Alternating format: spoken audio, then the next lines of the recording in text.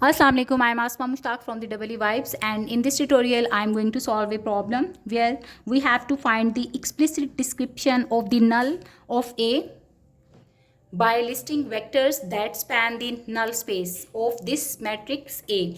So the first step is to find the null space of A, which can be found by solving the homogeneous system Ax is equal to 0, where x is a vector or any vector whose components will be equal to the number of columns in the matrix A. Since 5 columns are here, so 5 unknown variables are here that need to be found. Okay, and once you will solve this homogeneous system, you will get the span of the null space of A. So let's just write the augmented matrix form for this matrix A and apply the Gauss elimination for finding the solution. Okay, so here you will have 1 minus 2, then 2 3 minus 1 0, last row is 2 minus 4 5 8, and then minus 4 equal to 0. When you start applying the Gauss elimination, it's better to swap the rows if the first entry is equal to 1. So I will swap R1 with R2. So let's just perform the swapping. R1 will be exchanged with R2, resulting in the matrix 1 minus 2 2 3 minus 1. And why we do this step? Because we want to have the pivot value equal to 1. This makes our calculations much easier. That's why we will perform this step. Okay, so 2 minus 4 5 8 minus 4 and 0. After switching the rows, the next step is to perform the elementary row operations in order to make all the values below the pivot equal to 0. So this is the pivot value, and we have to make minus 3 equal to 0 and 2 equal to 0. Why? Because we want to convert this matrix into the upper triangular matrix, according to which the criteria is to make all the values below the pivot value equal to 0. So we start from the first pivot, which is equal to 1 in this case, and the changes will be made in R2 according to the formula R2 minus 3 divided by 1 into R1. So this simplifies to the operation R2 plus 3 times of R1. Similarly, the change will be made in R3, which is R2 minus 2 times of R1. Okay, so let's just perform these two operations. R1 remains unchanged, and we will have 1 minus 2 2 3 minus 1. Fine. While when you will perform the operation of R2 plus 3 times of R1, so 3 times of 1 is actually equal to 3, and 3 minus 3 is equal to 0. Then 3 times of R1, which is minus 6 in this case, and it becomes 0. Then 3 times of 2, 6 minus 1 is actually equal to 5. Then 3 into 3 is actually 9 plus 1 is 10. Then 3 into minus 1 is actually equal to minus 3, and then minus 3 minus 7 is minus 10. All right. Similarly, when you will perform the operation on R3, which is equal to R2 minus 2 times of R1, so 2 times of 1 is actually 2, then 2 minus 2 is 0. First multiply it with minus 2 or 2.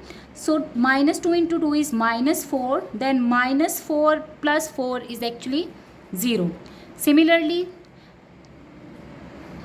2 into 2 is 4, 5 minus 4 is 1, then 3 into 2 is 6, 8 minus 6 is 2, and then minus 4 into minus 2 is actually equal to 2. So minus 4 plus 2 is actually minus 2, and then 0. All right. Now what other operation we can perform?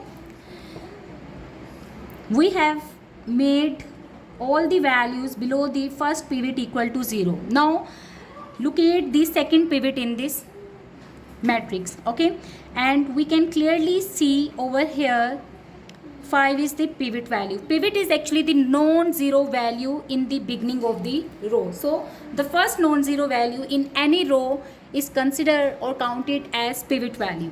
But before that, we can actually take 5 common from this row, and hence this matrix will be simplified to 1 minus 2, 2, 3 minus 1.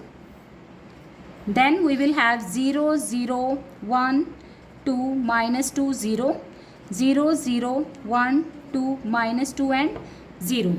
You can also mention the operation like 1 over 5 times of R2. Alright.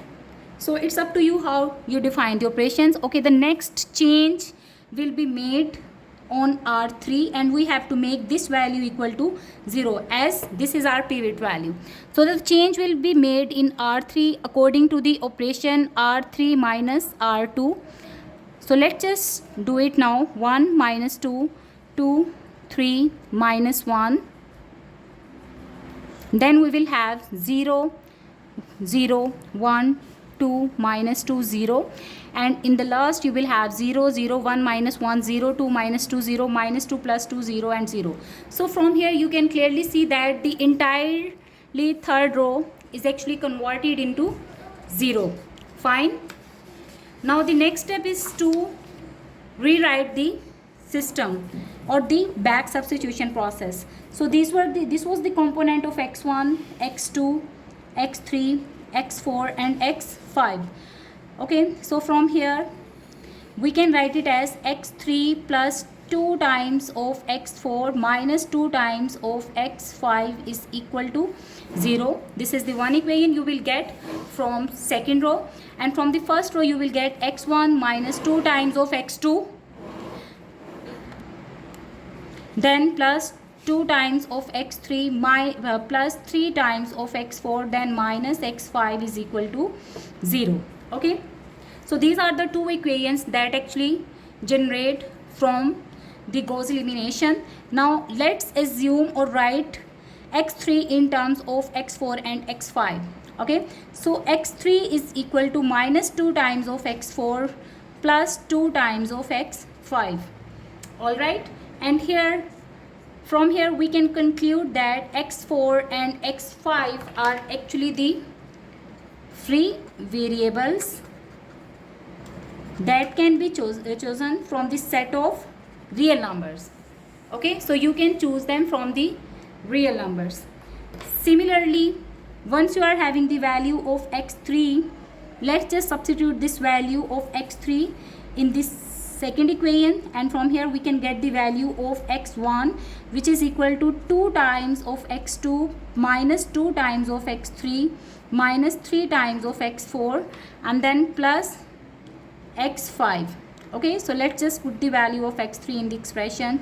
So we will have 2 times of x2, then minus 2 times of x3. From the above equation we determine the value of x3, so let's just substitute it over here. We will have minus 2 times of x4 and then plus 2 times of x5. Okay, then the rest of the equation will be written as it is. So we will have minus 3 times of x4 plus x5. Let's just simplify it further. So we will have 2x2, then minus into minus plus 4 times of x4, then minus 4 times of x5, then minus 3 times of x4 and then plus x5. Alright, and on further simplification we can see that it's equal to 2 times of x2. x4 terms can be combined, and from here we will get it's equal to 4 minus 3 is equal to 1, so x4 and then minus 3 times of x5. So x1 is depending on the 3 variables that are x2, x4 and x5. So in this particular solution x1 is equal to this, x2 is the free variable, x4 is the free variable and x5 is the free variable. So overall we came to know x2, x3, x4 and x5 are the free variables. Okay, And once you will write down the solution in the form of the vector or the solution vector, which is actually representing the null space. So basically here you will have x1, x2, x3, x4 and x5. On the right hand side you can substitute these equations. So you will get 2x2 plus x4 minus 3x5. Okay, and then x2 is equal to what? X2 is actually the free variable, so we will write it as it is.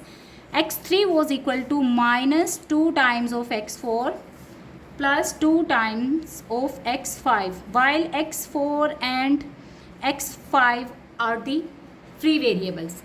Okay, we can also write this solution vector as the summation of the multiple of these 3 free variables, like the components of x2 are,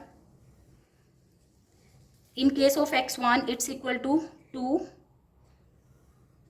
then in case of x2 it's equal to 1, then all these 3 variables do not have the value of x2, then plus the next variable is actually x4 in our case, so we will write x4.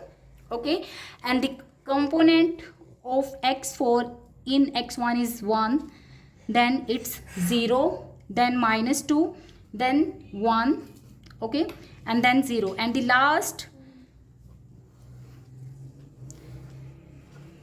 free variable which is x5 in this case, and its value is minus 3. In this case it's 0, 0, then 0 and 1. Okay, from here what we can do, we can name these vectors as u, v and w. Okay, so these are other vectors and we can write them as, or in the form of the equations. So this is actually equal to x2 times of u plus x4 times of v plus x5 times of w. All right, so basically every linear combination of u, v and w is an element of the null of A and vice versa. Thus we can say that u, v and w is the spanning set for the null of A. Okay, 2 points should be made about the solution of this particular example that apply to all the problems of this type where the null of contains non-zero vectors. The first one is the spanning set produced by the method is automatically linearly independent because the free variables are the weights on the spanning vectors. For instance, if you look at the second, fourth and the fifth entries in the solution and note that x2 times of u plus x2 times of v, x4 times of v plus x5 times of w can be 0 only if the weights x2, x4 and x5 all are 0. Second point is when the null of A contains non-zero vectors, the number of the vectors in the spanning set for the null of A equals the number of the free variables in the equation Ax is equal to 0. So this is all about the null space of the vector space A. Thank you for watching.